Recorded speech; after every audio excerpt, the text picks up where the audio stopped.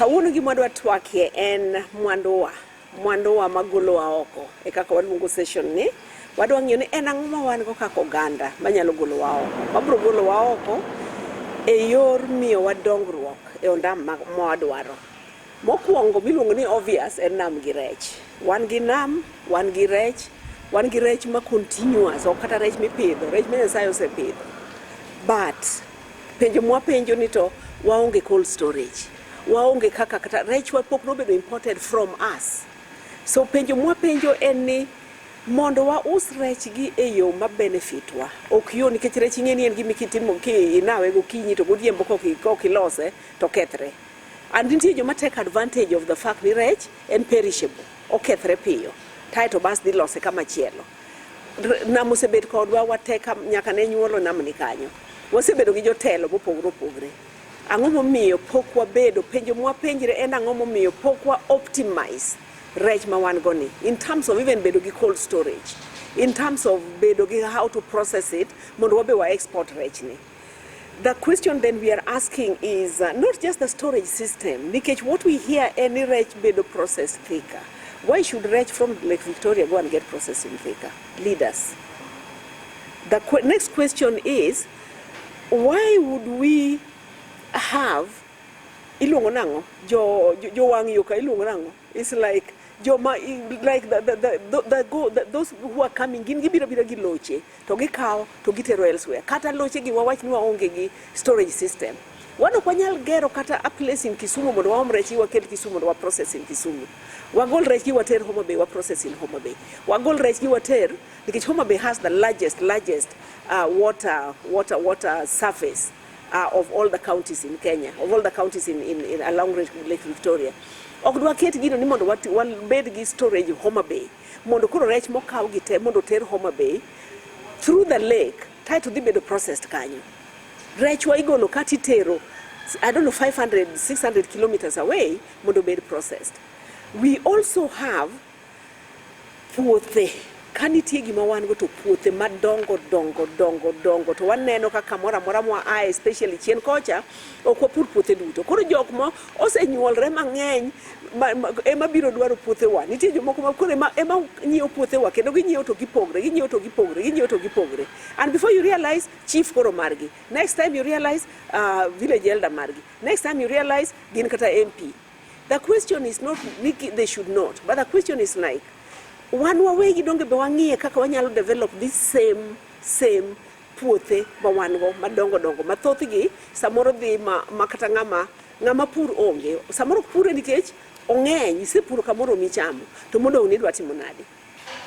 Nitie jogo ma ok nigi nyuolre mang'eny ma jirande wa moko, nitie jogo ma gin gwenge gi is being urbanized, lokre taunde, to kose lokre taunde very expensive. To koro giduogo manyo lope, Masaini, Ujaluoni, other places, Kwa Kalenjins, everywhere.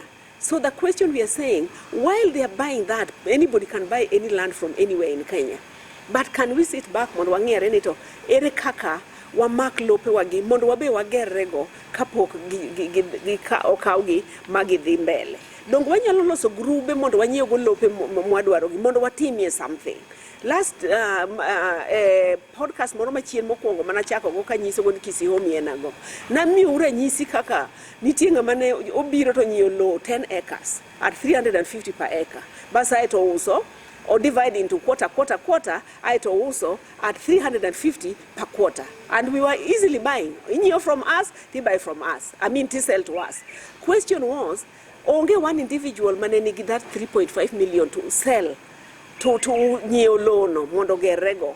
But if we came together, gi 350 makoro wan go ni, mwadwa nyiewo go quarter ni, donge dinwa nyiewo that 10 acres. And that's what I mean by saying, ni ok wanyal loso grube mondo lope midwa use e anyuola, mondo wanyiewo.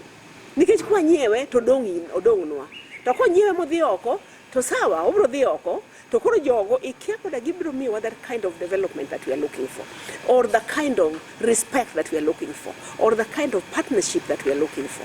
Ikia ni what kind of relationship ma gibiro bedo go kodwa. Nikech ng'ato kosenyieo lowo to mano mare, otiyo go kaka ohero, kokidwa to mano wachni. Officially mano mare. The question is, lope miuso e kind anyuola wa Ok wanyal bedo kaka wa identify gi twariwre together, twanyiewo gi twatimo something. We can even buy to sell later. Low will always appreciate. Bech low ok doga piny, bech low dhiga malo.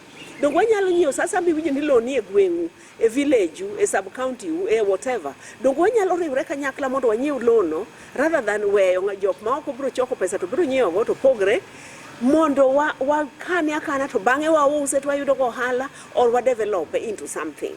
The other thing ma wan go en ni wan gi le, wan gi winy, wan gi scenic beaches, yani beaches manigi maber neno, manigi kaka mag tourism, mag wanyalo geri otende. Nitie otende moseger mabeyo seriously. And yet kidwa dhi e rusa tidhi Mombasa, idwa dhi e rusa idhi Nairobi, idwa dhi e rusa iwuok idhi elsewhere. Ang'o mamonowa kaka oganda, kaka nyuola, mondo wa identify kuonde ma jogwa osegede mantie gotende gi.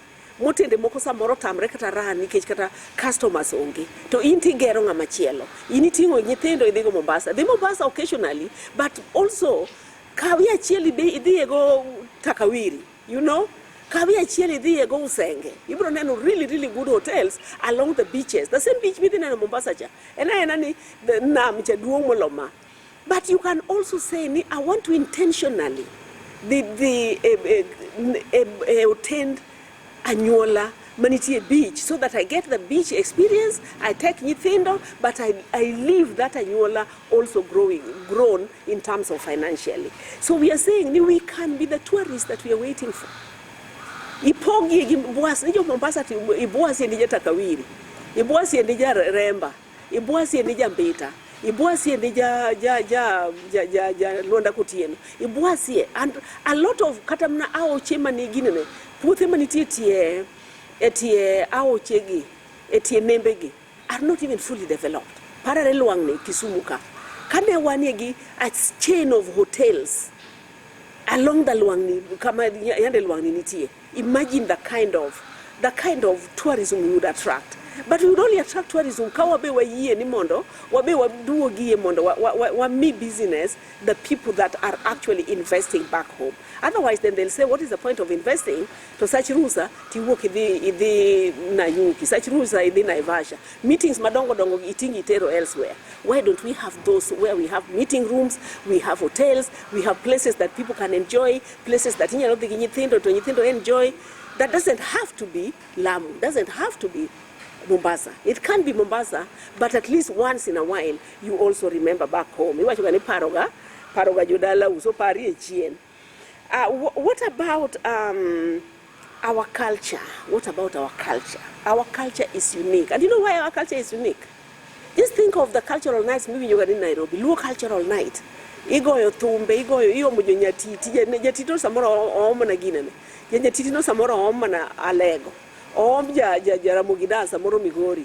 Jowa from here itero Nairobi to have a Luo cultural night.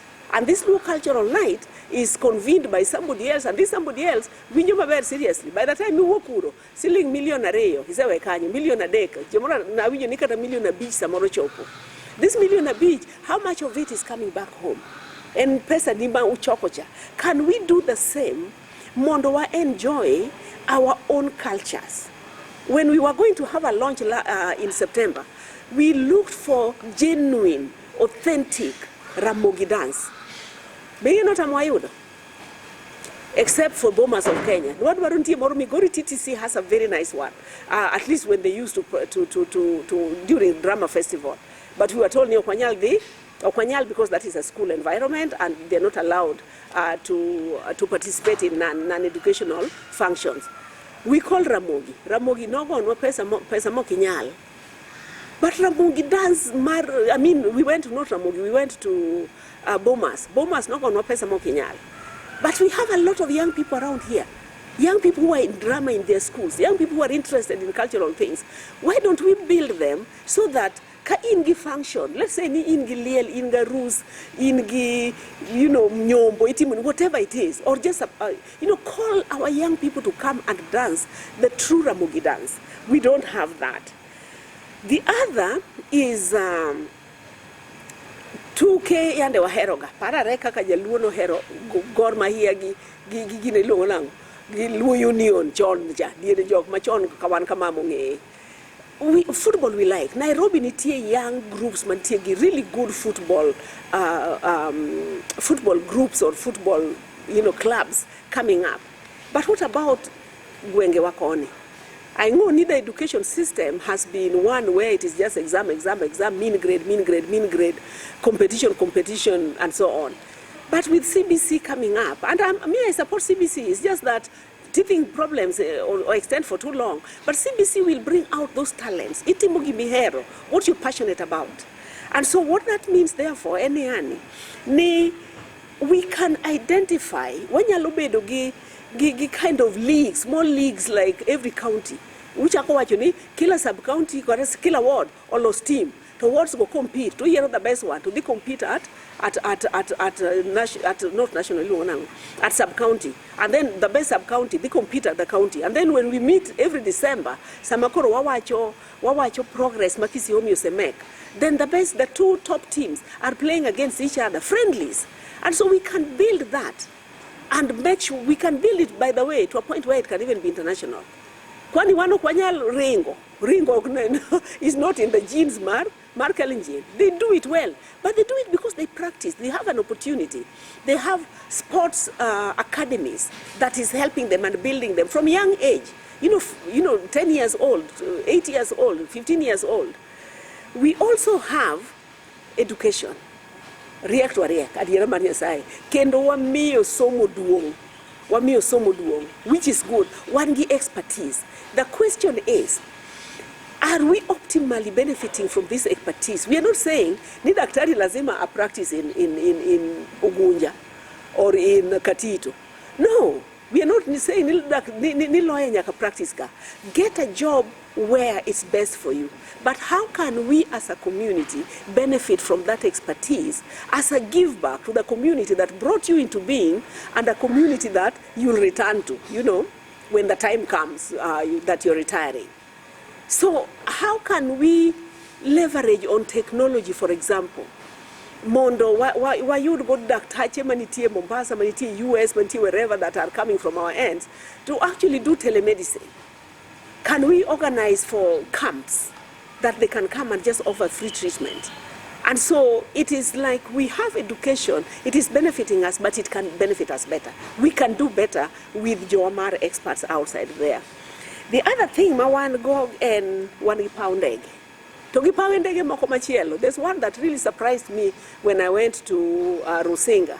I went to a hotel in Rusinga and Engi airstrip and Ndege actually landed, not helicopter, Ndege actually landed while I was there. I said, wow, I was so impressed.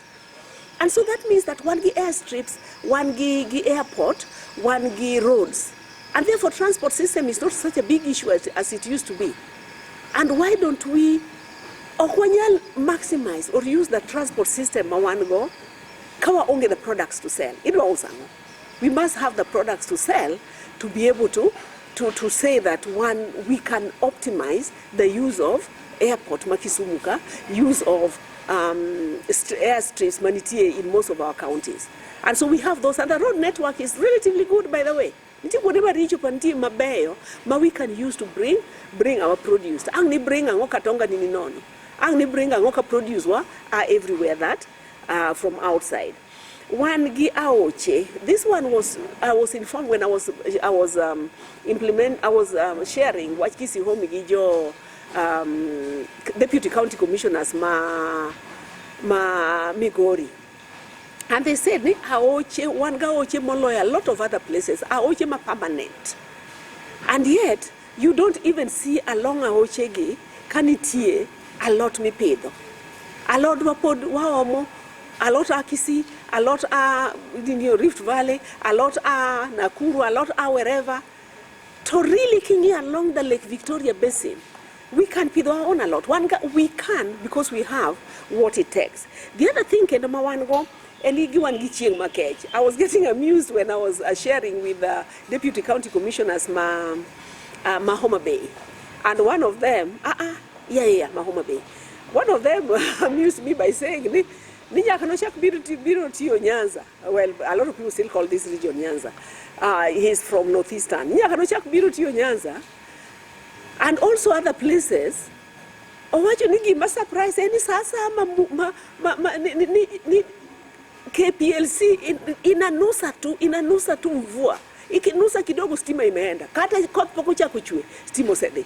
I've never understood why stima nyaka lal every time makoth chwe kata koth lwa chwe. What is it that KPLC is not doing? But we have a solution. And the solution is that we have solar. Wan gi chieng. Kan nitie gima rieny gwengo kata en chieng.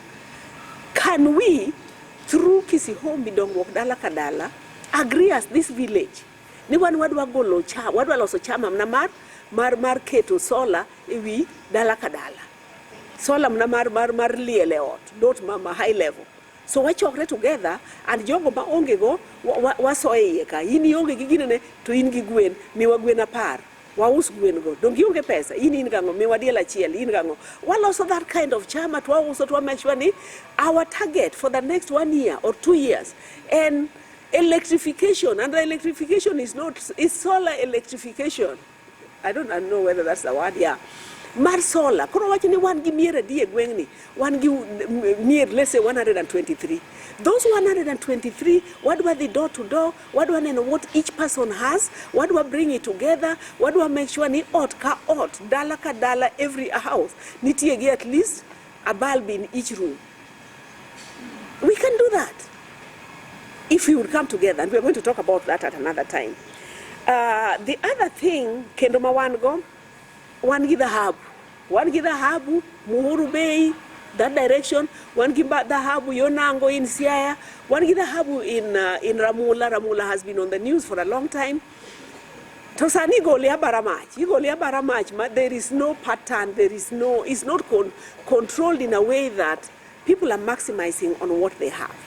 And so what then is happening, we have resources like the harbor, for example. But when did our leaders sit down to say, how can we maximize? The only time that you hear any leaders say like a makeshift of community participation, or Seterowachni, Ramula, people have agreed. And then you listen to another one where now leaders are coming and saying, oh, we don't even know ni manoji jogunoro mukarango.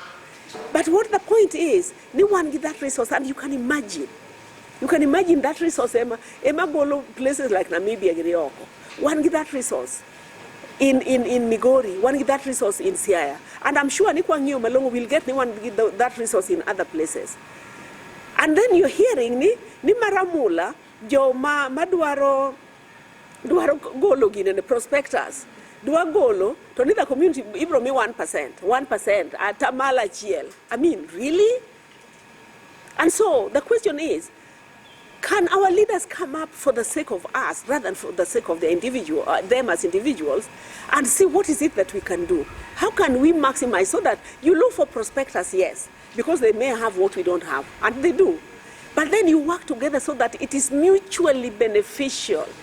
If you go back to one of our objectives in our first podcast, we talked about mutually beneficial partnership. So how can we have the partnership that is mutually beneficial that will help jogo manie area dhahabu nitie, jogo makunyo dhahabu, and how it is marketed, how it is processed? You want to tell me you cannot get prospectors that cannot take advantage of the locals as leaders? No, I think we can. One gikite, an agedo gikite na te magedo go o Migori, agedo Siaya. To kite not Migori or Kindu. So one gikite Kindu, one gikite in other places. And the sad thing that I was learning, kana de nyo kite Kindu. Ni some of those places, the quarries magikite makindu go, ose usi ni jogot. Toko se usi giti, you know what happens? Ginyewe, let's say that you have an acre or quarter an acre, markite. To do you know mapuro ni gikite gi? The same vijende wa ya wuotwa mayandi puro when land no ne mara ema pod puro nigi to uso. So it's like all they've done is to buy the labor poden marwa, and then they sell and gin koro gibet mos gisha na pesa. They're not coming with their labor. So you mapodun dingi tour quarries go, it is still our sons. It is still our brothers. And so we are selling. So that's why I'm saying that kaponi ngato uso nikech engi duaro, engi chando, engi something ma gafla. Can't we come together and buy that ourselves? The other thing is that one gikoth at the right time to orobe samoro bergo makech kawa. Or kawa to a point maserikal miwa chiemo. Thank God. But kech kawa to koth goa. Why don't we and Piteroa? Some koth goa to Piteroa. Piteroa in other places. And yet one is a solution of the other. Don't get P and solution mar oro.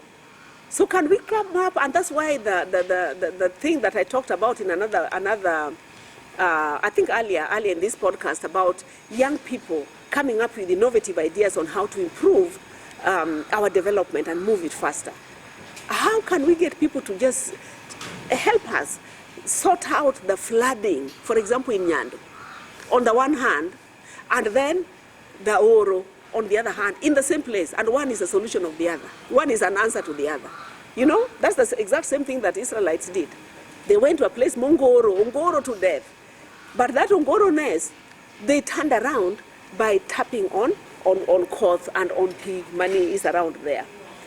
One gi chama chiek kabisa. And chama chiek gi, we've talked about cham chiek, to samagi chiek no, to jomako biro giloche, to kaogi, to after 3 months, samagi biro gi kaogi no. Do you know what they're doing? They are creating artificial shortage. They are creating artificial hunger. And it's just a matter of time before money don't go matin kiseo, so the rest of it orumu. The same people are coming back and selling to you what you sold them at double the price at which you sold them. Give us only go twice the price. Bei mamalo to eno dumbicha manimio, Uganda nicha manimio, Layo nicha manimie. So they come and cause artificial shortage, artificial hunger, then they come back and sell to you at exorbitant price. We have I've talked about Alwara Magdonembe and what we have around. We do have, we can feed ourselves, by the way. Wanyalu feed ourselves. Gi a lot more pedo. We can feed ourselves. A lot wanyaka Kisinang. A lot wanyaka Nakurunang. A lot wanyaka Eldoret now. We can feed ourselves. Funny, you pass places mawanye gi resources, and yet we don't use those resources or wakodesha ninga to Tiogo, Kaka Oluch Kimira. There are places that wakodeshward to Jobonko Kabila Moro. Obiro, Topuro, Taito, Olos a lot, Todogo Usuni, in Madala Ninikanyo, and Aoko. We also have, I've asked this question a number of times and I'm still asking again. Angomio mchenda hero onge supermarkets. Angomio mchenda hero podnyaka useti endara. Angomio mchenda hero kose ikreto jomwea biro to harvest to digo to package as mwea. Why? Why after decades and decades and decades and decades? Higni amina. Angomo mio. Kwadi wane mane wachi wamondo ngong. Kuso ongo chaning managidaka chia. Wane wajulwe wane chi ngong. Why won't we have that? There was a time we had in Siaya Dominion. And Dominion mchende no se chakuzi. Niluongo ni prime harvest. I remember because I bought. And then Dominion ilifilisika tu. Ilifilisika modi. Maybe Kisihomi will help us understand what happened. But the bottom line, anyani, never say bedo nyakagi rice mose chakuzi that was being packaged and being sold. And yet that also just went. Why can't we have projects that come and then they stay the way Mag Jomoko also stay? We have many places. I've talked about, you know, like Ahero. We have Ahero multipurpose that right now is not being utilized optimally. Kidea Lego Songa Nitie, a place Milungo Nilunyu. There is a really nice ECD center plus community center and a library. The last time I went there was no activity. Katamna ECD neunga katanya thema na nikanyo masomo. Mapeni kunde maura nyithindo some boyar. To mine ECD with 4 rooms, fully done, and not a single kid. Mapeni to minima kan oiwe nyoli. Kosa ngoma timre. One gi, you know, places somewhere in Bondo nitie iluongo ni Likwa. It's a fish processing, a fish cold storage. It died on arrival. And right now it's being credentialed by somebody using it for private purposes. We had a place that is for fish storage in Usenge.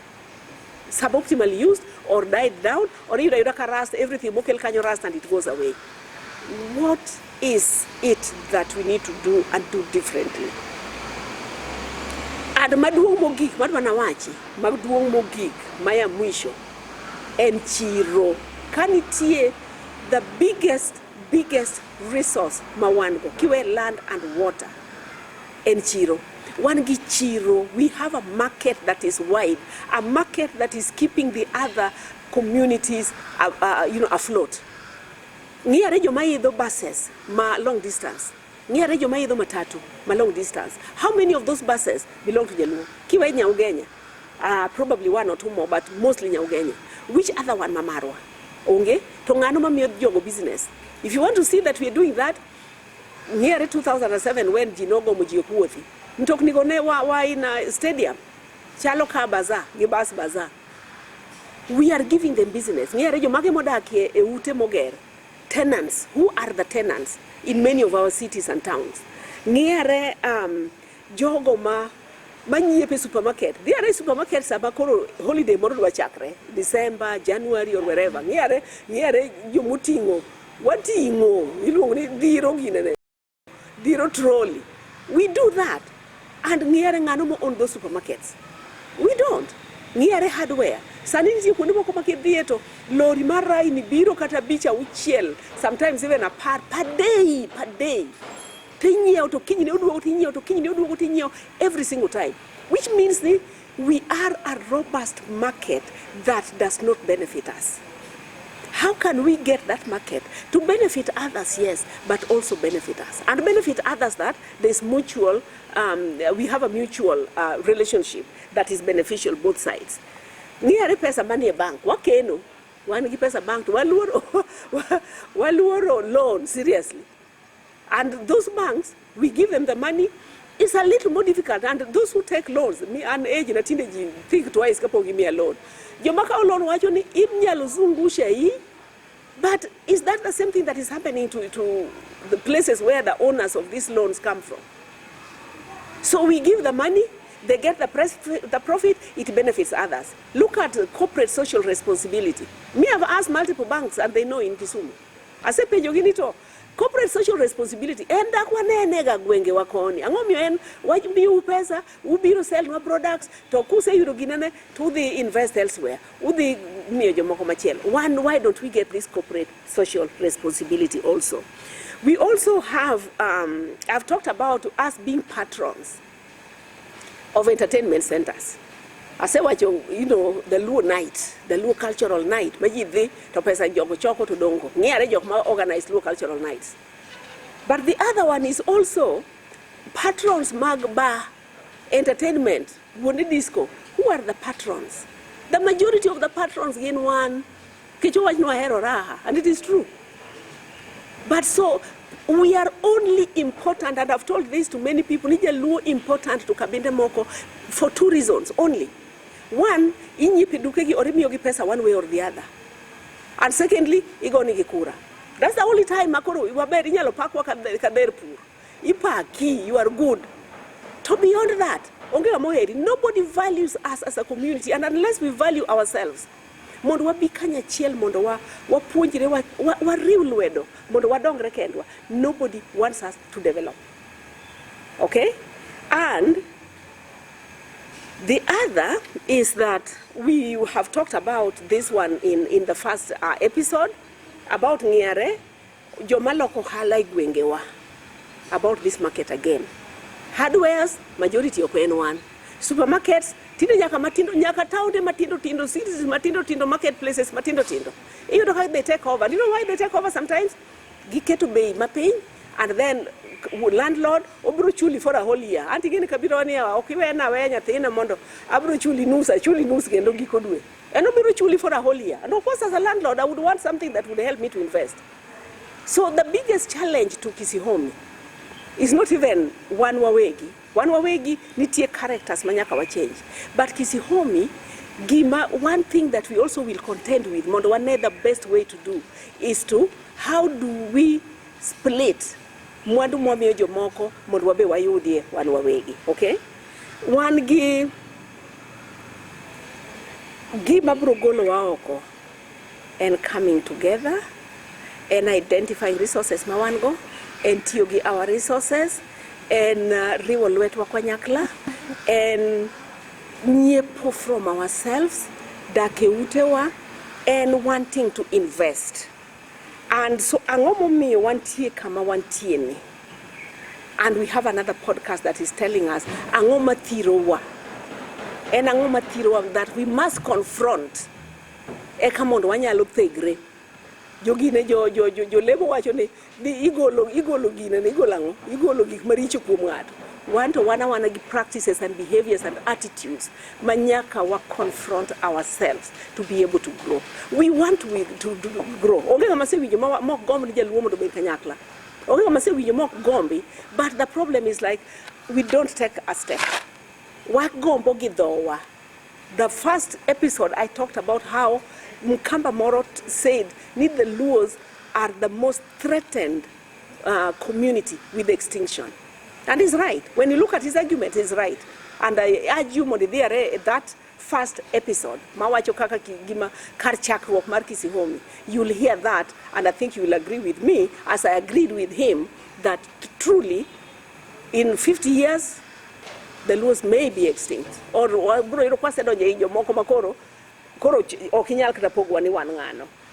and so, for us to take advantage of resources mwakwanogi and ging'eny ok mago kende, take advantage of resources mwakwanogi, we must come together.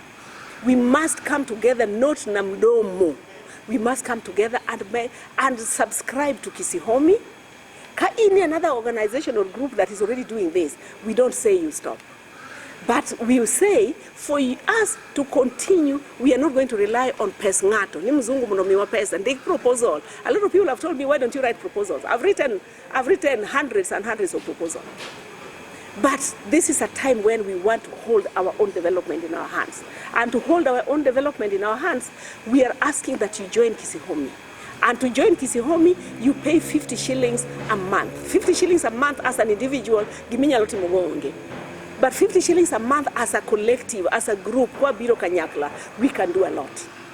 And that is what we want you to consider, joining us, and consider knowing what we are doing.